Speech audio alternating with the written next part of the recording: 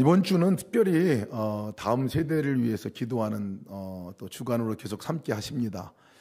지난주에 우리 하늘꿈학교 우리 리더십 리트릿을 이제 하게 됐는데 저희 교회가 간식차로 섬기게 되어서 가서 함께 학생들 너무 좋아하는 학생들의 얼굴들을 봅니다. 그래서 너무 감사하고 또 한 주간 동안 기도해 주시고 함께 하시고 너무 감사를 드립니다. 정말 우리 교사들을 위해서 기도해야 되겠다 생각을 갖습니다. 하늘꿈학교에서 섬기는 우리 교사들의 또 그 섬김이 보통 이 희생과 섬김이 아니더라고요. 큰 은혜가 있습니다. 오늘 조현경 집사님 우리 동행 나눔하셨는데 교육 현장에서 섬기는 우리 교사들을 위해서 계속 기도해 주시고 함께 해 주시기를 부탁을 드립니다. 특별히 오늘은 이제 오병이어 바자회를 갖습니다. 오늘 오병이어 바자회는 우리 아이들을 위한 바자회입니다. 특별히 결식 아동들을 위한 바자회예요.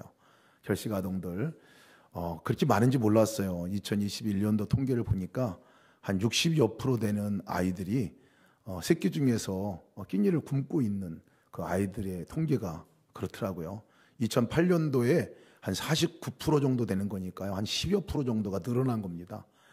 경제적인 어려움 때문에 또 결식 아동들이 많이 생기게 됐고, 그보다 좀 안타까운 것은 경제적인 어려움도 있지만 또 아이들에게 먹을 것을 챙겨줄 사람이 없어서 사실은 결식 아동들이 많이 늘어났다 이렇게 얘기를 합니다. 우리 아이들의 현실이기도 하고 상황이기도 합니다. 그래서 오늘 저희가 바자회를 함께 갖고 나눌 때에 기도하는 마음으로 함께 참여했으면 좋겠어요. 우리 아이들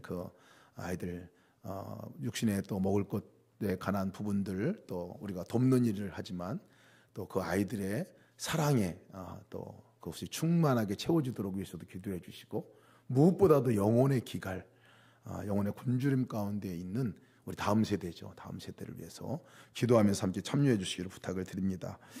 오병이어 기적 이름 너무 잘 지은 것 같아요. 오병이어의 그 바제 이름 너무 잘 지은 것 같아요. 저희가 계속 마가복음을 함께 나누면서 오병이어, 칠병이어 계속 배우고 있어요. 물고기 2마리와 보리떡 5개로다가 5,000명을 먹은 이 기적. 물고기 2마리와 떡 7개로다가 4,000명을 먹인 기적. 정말 놀라운 기적입니다. 전무후무한 기적들이죠. 이 기적을 우리가 함께 말씀을 나누면서 오병이어의 기적과 칠병이어의 기적이 약간 다르다는 것을 말씀을 드리긴 했습니다. 근데 오병이어와 칠병이어의 기적을 이렇게 나란히 하나님께서 마가복음에서 쏜 이유가 있습니다. 이 마가복음에 이 놀라운 기적이 일어나고 그것으로 끝난 게 아니기 때문에 그렇습니다. 그 마가복음 안에서 이 오병이어와 칠병이어의 기적이 일어나고 나서 그 다음의 이야기들을 보면 두 이야기가 비슷합니다. 구조가 비슷하게 가요. 오병이어의 기적을 일으켰는데도 불구하고 여전히 이 바리새인들의 모습을 거기에 성경이 기록하고 있는데 정말 자기들의 전통에 하나님의 말씀이 아닌 자기들의 전통에 따라서 율법주의, 유대주의로 살아가는 그 바리새인들에 관한 부분들을 책망하는 내용이 바로 이어서 나옵니다. 칠병이어도 마찬가지예요. 지난주 우리가 함께 나눴던 말씀이죠. 바리새인들이 표적만을 또 구하고 함께 계신 예수님하고는 전혀 관계없이 오히려 표적만을 구하는 것을 보고 누룩에 대해서 바리새인이 누룩을 조심하라 주님께서 안타까워하시면서 그렇게 얘기하는 장면이 그렇게 바로 나와요.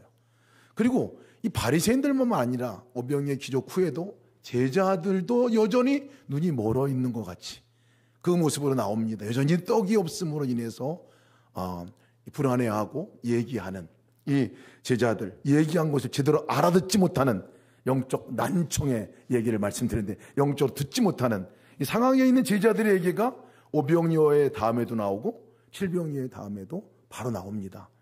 그리고 나서 이 오병이어의 그 이야기 후에 그러고 나서 기적이 하나님께 베풀어 주시는 것이 누구를 치유하는 기적이 나오냐면 오병이어 후의 기적은 말도 듣고 귀 안 들리는 사람의 이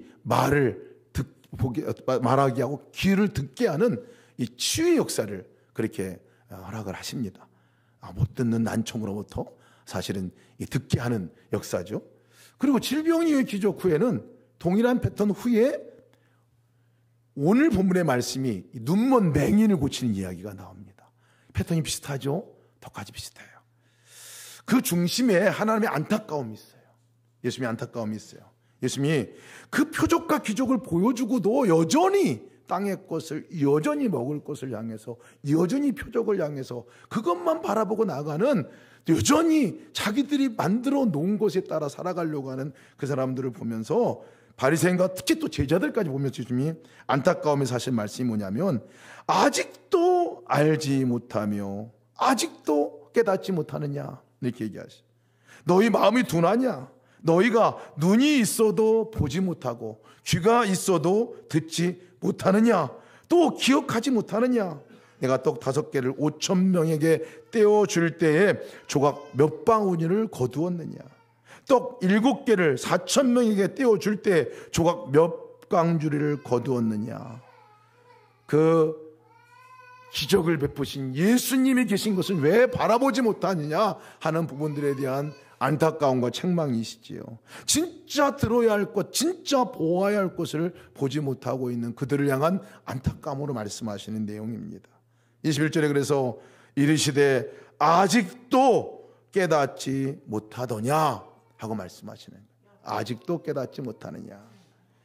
그래서 오늘 이 말씀은요, 바로 그렇게 답답한 주님의 마음 다음에 진짜 마치 시뮬레이션을 하는 것 같이 주님께서 7일 오병이어 후에는 말 더듬고 귀머거리 된 사람을 고쳐주시고, 오늘은 이 맹인을, 눈 안 보이는 사람을 고쳐주십니다.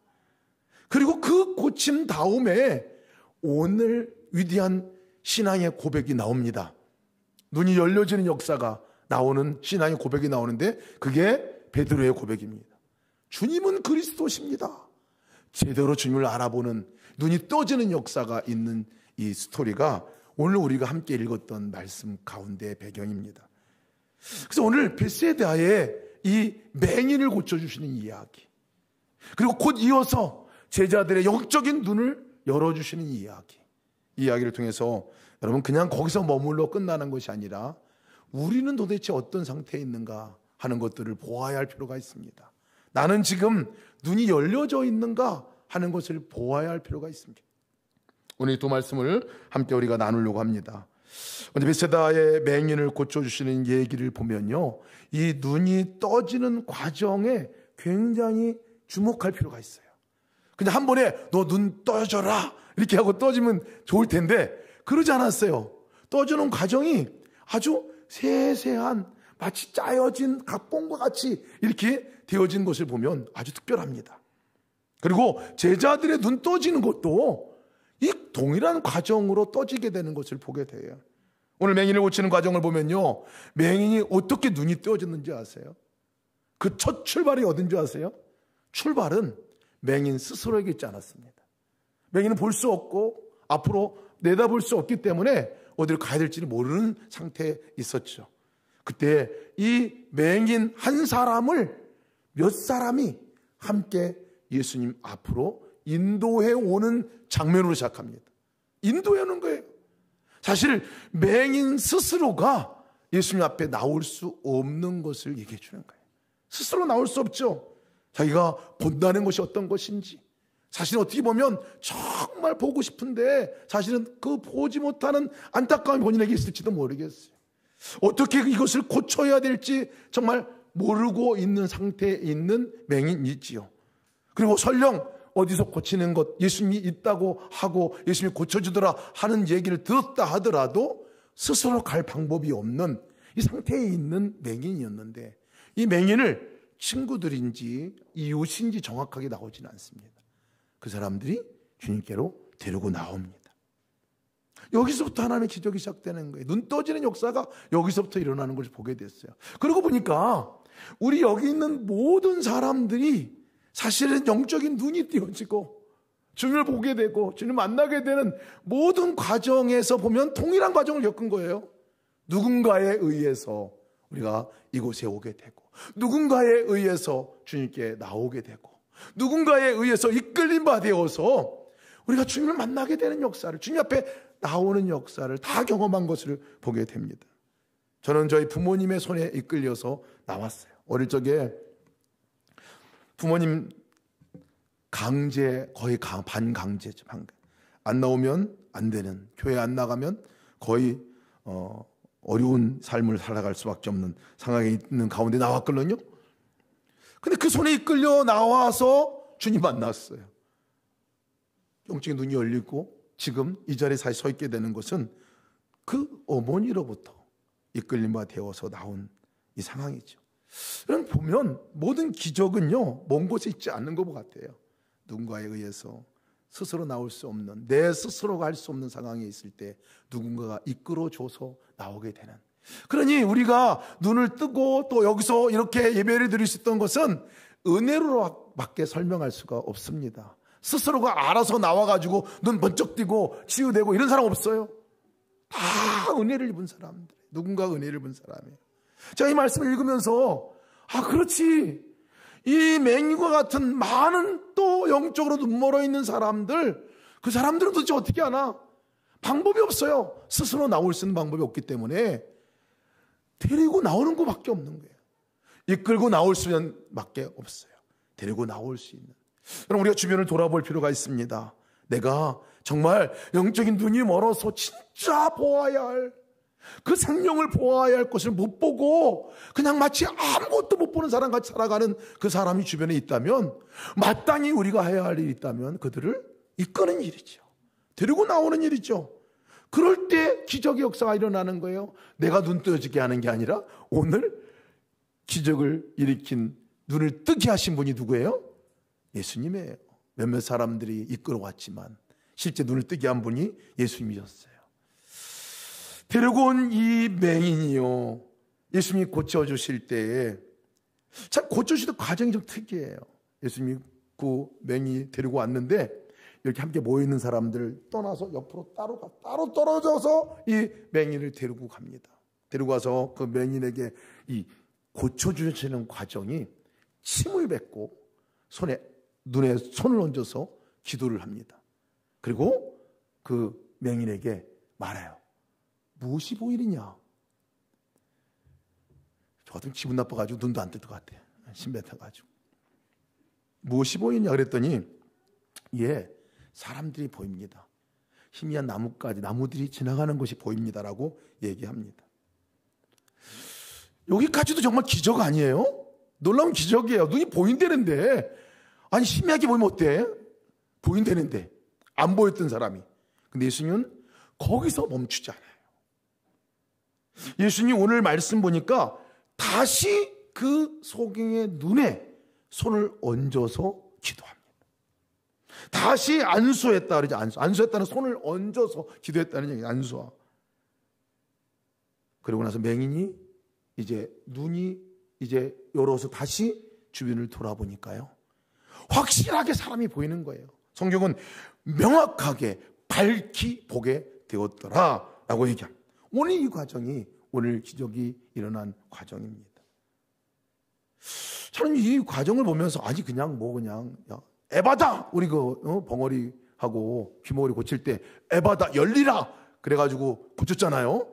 한마디 하면 될 것 같은데 복잡하게 침까지 뱉고, 왜 침은 또 뱉고, 왜 또 한 번에 고치면 되지. 예수님이 능력이 없으신 분이에요. 한 번에 딱 하면 짠 하고 나와야 되는 거 아니에요? 희미하게 보이는 건 또 뭐야? 이 과정은 도대체 뭔가 하는 질문을 갖고 말씀을 보았어요. 침을 뱉는 과정부터 보니까요, 침 뱉는 게 저주의 상징인데, 사실 예수님께서 그 사람의 얼굴에 침을 뱉었겠어요? 보이지 않는 그 상황, 보이지 않는 그 상태, 그 상태를 사실은 저주한 거죠. 그 상태를 꾸짖는 얘기가 침을 뱉었다라는 그 표현을 하는 거예요, 사실은. 그 상태, 눈은 있어도 보지 못하는 이 상태가 얼마나 우리 삶 가운데 우리를 피폐케 하고 어렵게 하는 것인가를 아신 거죠. 제자들이 예수님께서 함께 계셨음에도 불구하고 떡이 없어요 라고 말하는 이 제자들이 계속 다른 표정만 보고 외형적인만 찾고 계속 거기에 근심하고 있는 이 제자들을 보고 예수님이 너무 안타까워하셨다고 얘기를 하고 있거든요. 바리새인들도 분명히 메시아이신 주님이 와 계신데도 불구하고 관심 없어요. 표정만 따라 계속 구하고 있는 그들을 너무나 안타까워하셨던 그 안타까움의 마음이나 맹인이 보지 못하고 있는 그 상황을 보고 정말 오죽하면 그 상황 자체에 침을 뱉어가면서 그렇게 그 상황 자체를 저주하시는 그런 부분일까. 침 뱉은 부분들이 그렇겠구나 생각이 들었어요. 그 안타까움으로 손을 얹어서 주님이 기도하십니다. 그냥 놔두지 않는 거죠. 맹인의 상태를 놔두지 않으시고 오신 그 분을 예면하지 않으시고 기도하십니다. 기도하고 나서 맹인에게 묻습니다. 무엇이 보입니까? 사람이 보인다고 말합니다. 희미하게 보인다고 말합니다. 근데 그 다음에 한 번 더 주님이 희미하게 보인다고 말하면서 이제 기적이 일어났습니다. 낫습니다라고 얘기하잖아요. 다시 그 눈에 손을 얹어서 안수하여 기도하십니다. 여러분, 성경에 이렇게 두 번 손을 얹어가지고 안수하여 기도한 것이 흔치 않습니다. 보이긴 보여 잘 안 보이니까 뜬 것도 아니고 안 뜬 것도 아닌 상태 같으니까 다시 안수하시는 거예요. 안 보이다가 희미하게나마 보여도 기적이고 놀라운 일이지만요, 주님께서는 명확하게 보게 하기 위해서 다시 안수하시는 거예요. 처음에 안수하신 것 같이 그렇게 안수하시는 거예요. 제가 이 점을 읽으면서 말씀 보면서 너무 은혜가 되는 거예요. 한 번에 끝내지 않으시는구나. 안 된다고 그냥 주님 그냥 그 정도 상태 됐어 이 정도로 머물러 있지 않으시는구나. 주님이 원하시는 것은 희미하게 보는 것이 아니라 명확하게 선명하게 창조의 원형의 회복과 같이 볼 수 있도록 하게 하시는 것이 주님이 원하시는 것이구나 하는 것들을 보게 됐습니다. 보일 때까지 끝까지. 그런 거 보면 하나님의 사랑은요 중도 포기가 없습니다. 중도 포기가 없는 거예요.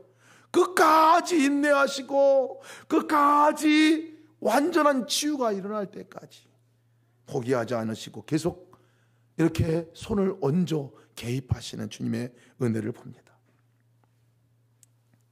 몇 번 하다가 저 같은 경우는 안 되겠네, 요 정도면 충분하니까 됐어요, 돌아가세요, 이렇게 얘기할 수도 있을 것 같아요.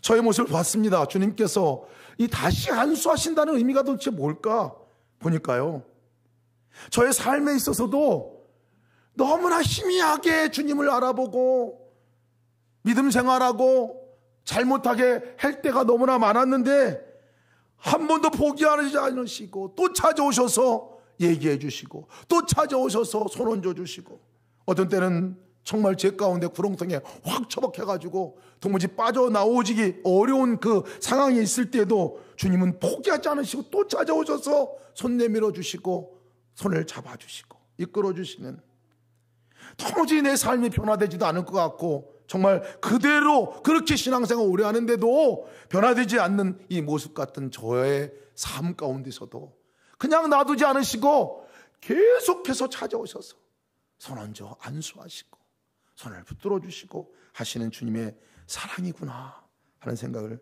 갖게 됐습니다. 다시 안수하시는 하나님, 다시 찾아오셔서 계속해서 포기하지 않고 개입하시는 하나님의 은혜가 얼마나 크게 느껴졌는지 몰라요. 실수하고 넘어지고 자빠져도요, 처음 나를 찾아올 때 같이 그렇게 다시 일으켜 세워주시는 그분. 여전히 그래요. 여전히 지금도 한 번 안수하고 끝낸 적이 없어요. 여전히 지금도 또 넘어질 때나 또 희미하게 보일 때나 이럴 때 그 보이지 않는 주님이 보이는 주님으로 만날 수 있도록 말씀도 주시기도 하고 다른 사람을 통해 말씀하기도 하시고 세미나를 참석하기도 하시고 세미나를 열기도 하시고 여러 통로를 통해서 안수하시는 주님의 역사를 봅니다.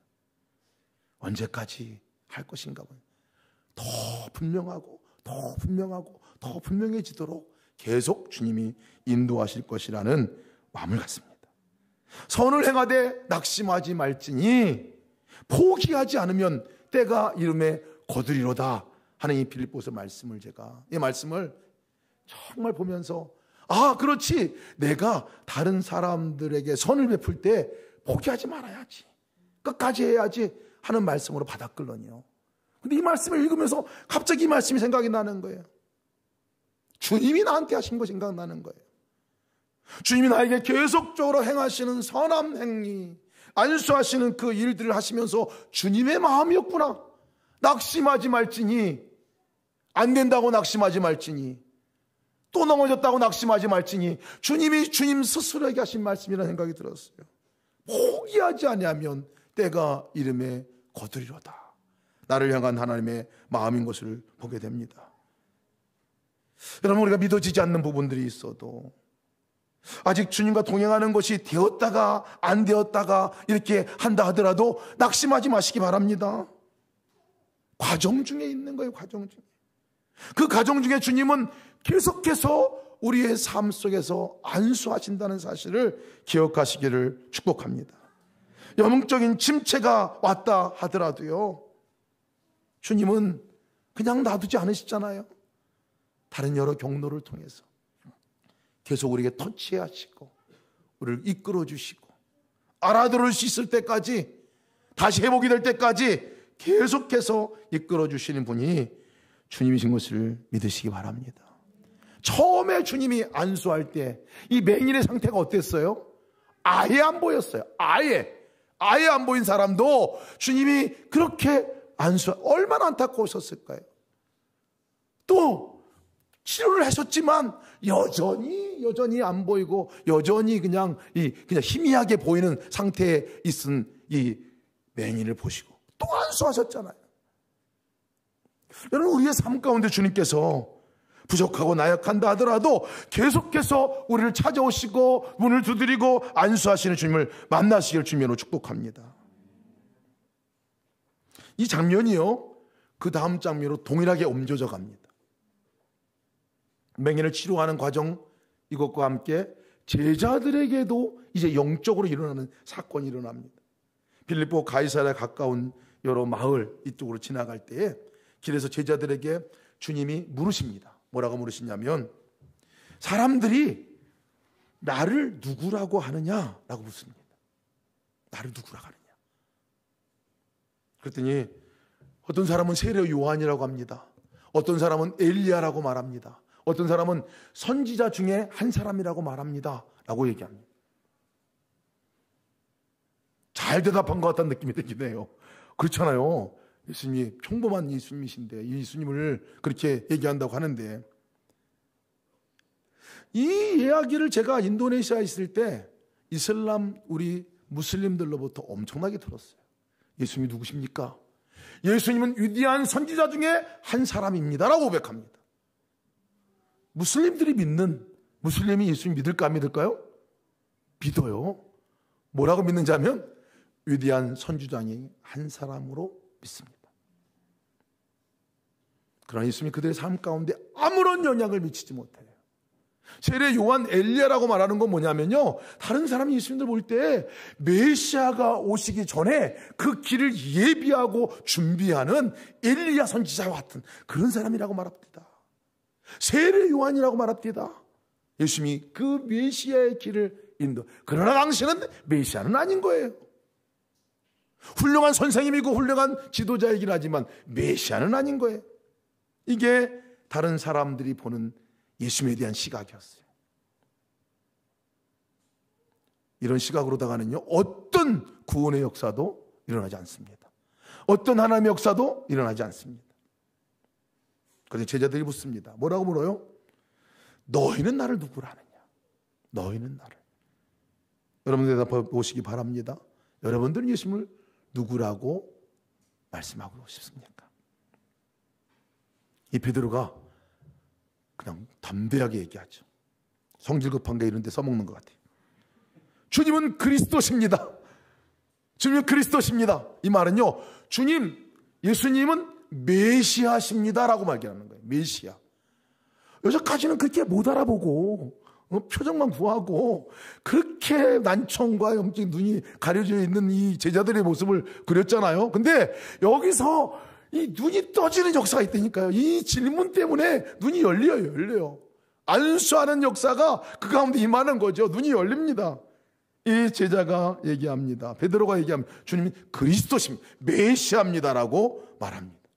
마태복음에 보면요, 주는 그리스도시요 살아계신 하나님의 아들입니다라고 얘기해요. 이 고백을 들으시고 마태복음에서는요 굉장히 예수님이 뭐라고 말씀해요?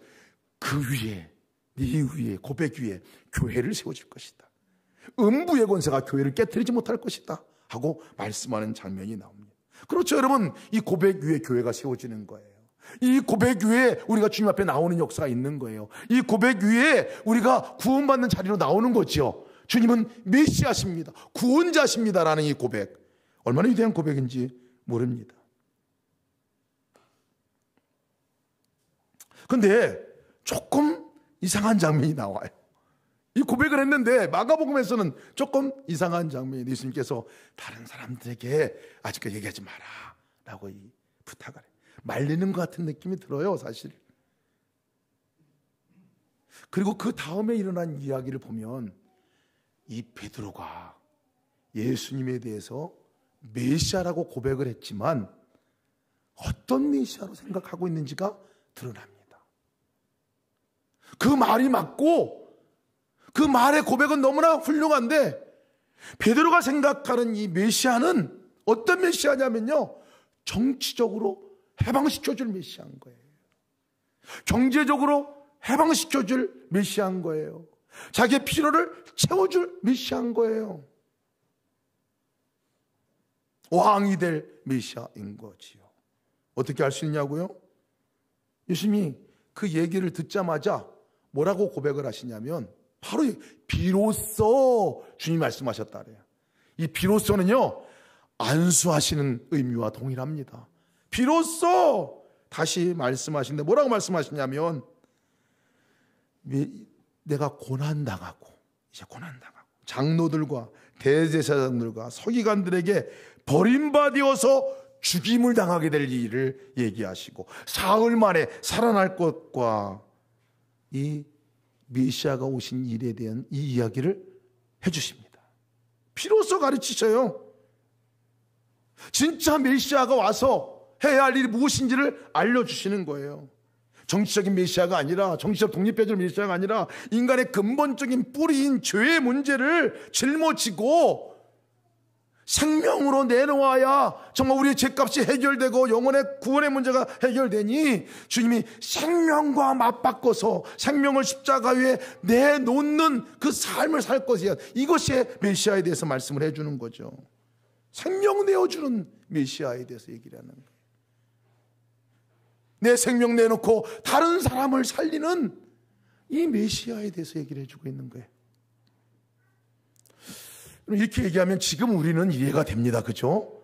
그래서 그렇지라고 고개를 끄덕거릴지 모르겠는데요.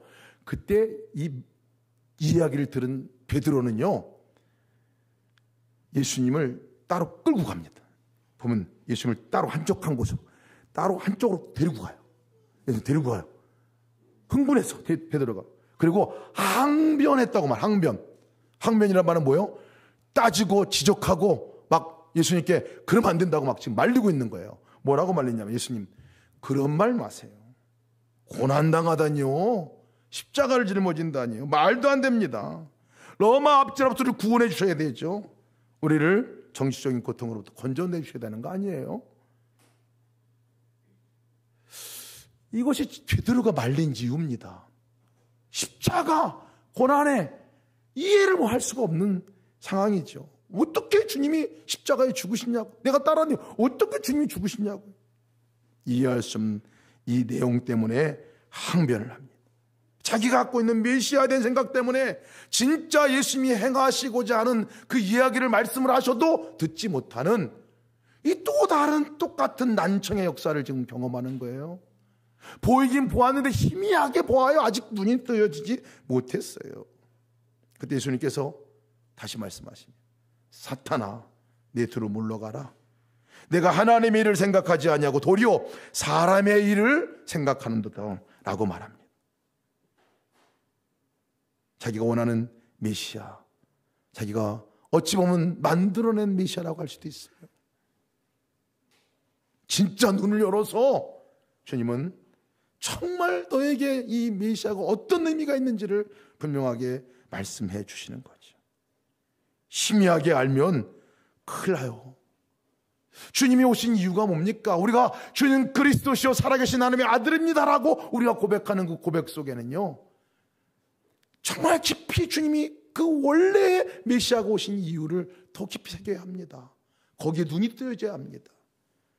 생명을 내놓고 우리의 죄값을 대신 지불하시고 십자가를 짊어지신 그 분이 나의 메시아 예수님이십니다. 하나밖에 없는 생명을 나를 위해 나와 맞바꿔 주신 그 일을 하신 분이 예수님이시지요.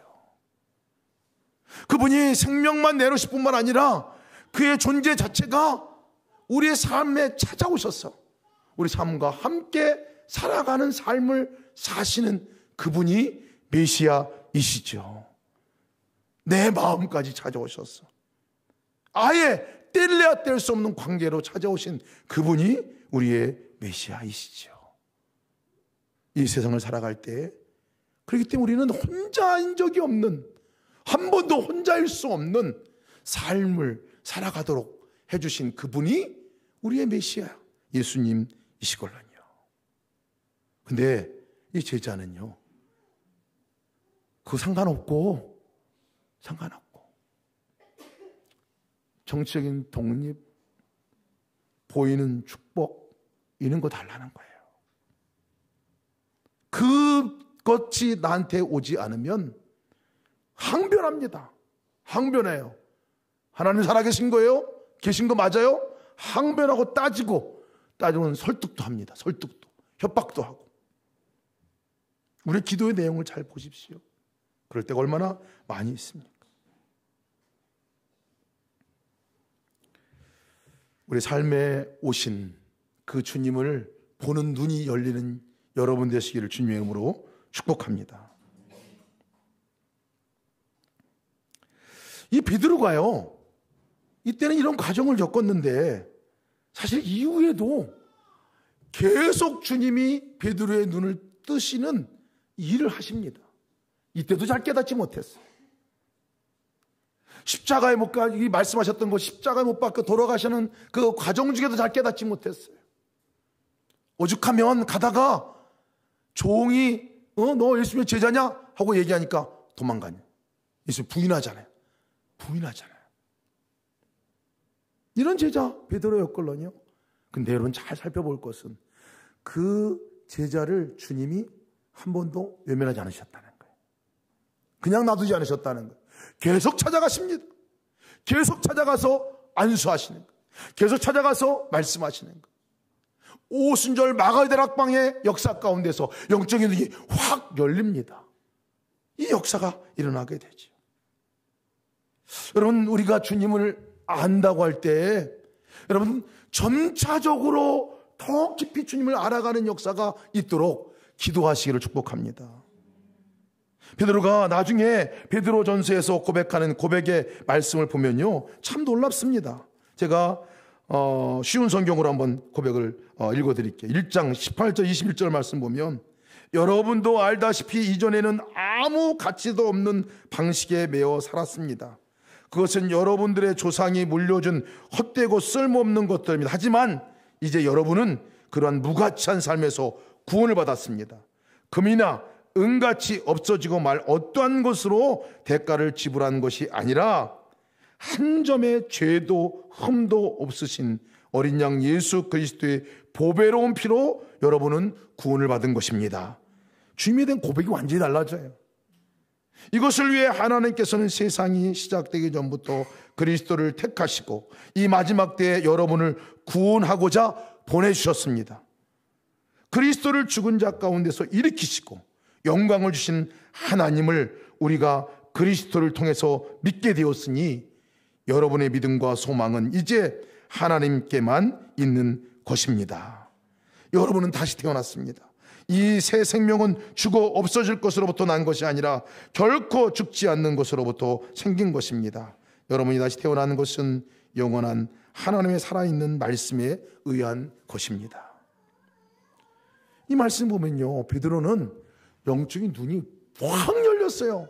분명하게 주님이 오신 이유를 알게 됐고, 경험했고, 체험했고, 거기에 머물러 있지 않고 다른 사람들에게 전하는 사람으로 쓰임받은 역사가 있게 되었다는 것이에요. 과정이 있습니다. 눈을 뜨게 되는 과정이 있다는 것을 기억하시기 바랍니다. 저희도 믿음의 삶을 살다 보면요, 이전과는 다른 하나님이 계속해서 우리를 눈을 뜨게 하는 역사가 있는 것들을 보게 됩니다. 계속해서 개입하시고 안수하시는 역사가 있는 것을 보게 됩니다. 저 멀리 계신 하나님만인 줄 알았는데 그 하나님이 내 삶을 찾아오신 것이 믿어지게 되고, 내 삶에 찾아오신 것이 내 마음 안에까지 오신 것이 믿어지고, 여러분, 그것을 우리는 영적인 눈이 띄어졌다라고 말하는 거예요. 이전에 누가 얘기해줘도 하나님의 음성이 들릴까 말까 하고 그것은 불가능한 얘기라고 생각했는데, 하나님 말씀이 깨달아지지도 않았는데 조금씩 들리기 시작하고, 하나님 말씀을 들으면 이해가 되기 시작하고, 그리고 그 이해가 되는 것이 내 안에 음성으로 들려지기 시작하고, 게다가 이제는 주님과 이야기하기 시작하는, 예수님 어떻게 할까요? 뭘까요? 이럴 때 내 마음 안에 주님이 들려주는 음성까지 들을 수 있는 이 상황까지 가게 되는 과정들을 보면, 여러분, 그냥 이루어지는 게 아니라는 거예요. 주님이 계속해서 찾아오셔서 맹인의 손에, 맹인의 눈에 안수하신 것 같이 그렇게 우리를 끝없이 찾아오시고 인도하시는 그 역사가 있는 것을 믿으시기 바랍니다. 큐티할 때 도대체 무슨 말씀인지 이게 모르고 있을 상태도 있었죠. 근데 그 말씀이 이제 들리게 되고, 말씀이 깨달아지게 되고, 이 말씀 오늘 어떻게 살아갈까 적용하게 되는, 여러분, 이것으로 영적인 눈이 열렸다고 말하는 거예요. 사모함으로 나가시길 축복합니다. 사람 만날 때 이전에는 혼자 만나고, 하나님 어디 있어, 혼자 자기가 다 만나고 다 일을 처리했는데 어느 순간인가 주님이 보여요. 예수님 여기 계시구나, 예수님 함께 계시는구나, 예수님 뭐라고 말할까요, 어떻게 할까요 라고 묻기 시작하고, 그 주님과 함께 사람을 만나기 시작하는, 이것을 우리 영적인 눈이 떠졌다라고 얘기를 하는 거예요. 나는 안 그런데요? 괜찮아요, 여러분. 과정 중이라고 말씀드렸잖아요. 또 찾아오실 거예요. 그 상황에 있는 그 자체 아직까지 안 보여도 혼자 만나고 있어도 괜찮아요. 주님이 찾아와서 안수하실 거예요. 그 주님을 사모하시려고 축복합니다. 일할 때 맨날 일하는 것이 혼자 하고, 그 일하는 게 짐이 되고 힘들고 어려운 문제로 내가 혼자 짊어지고 가는 그 삶을 살았다가, 주님이 여기 계시구나, 주님이 함께 하시는 거구나, 일은 주님이 함께 하시는 거구나, 주님 어떻게 할까요? 물어보기 시작하고 함께 하기 시작하면서 인조하게 되고 나가는 과정을 밟게 됐다면, 이것이 영적인 눈이 띄어진다고 하는 것입니다. 나만 보다가 내 일만 챙기다가 다른 사람이 보이기 시작해요. 영적인 눈이 열려지기 시작하는 역사가 있는 것임을 믿으시기 바랍니다. 오늘 적어도 여러분들이 다른 사람을 향한 마음의 긍휼함이 생겼다면, 여러분, 닫혔던, 나만의 눈으로 갇혔던 맹인된 우리가 열려져 가고 있다는 사실을 감사하시기 바랍니다. 때로는 우리의 상황을 잘 알지 못할 때가 많아요. 여러분들은 어느 위치에 있는지 모르겠습니다. 그러나 분명한 것은 어느 위치에 있든지, 우리가 맹인의 상태에 있을지, 확실하게 보이는 상태에 있는지는, 어느 상태에 있든지 잘 모르겠어요. 그러나 어느 상태에 있든지 주님은 계속해서 우리를 만져주시고 개입하시고 안수하시는지를 믿으시기 바랍니다.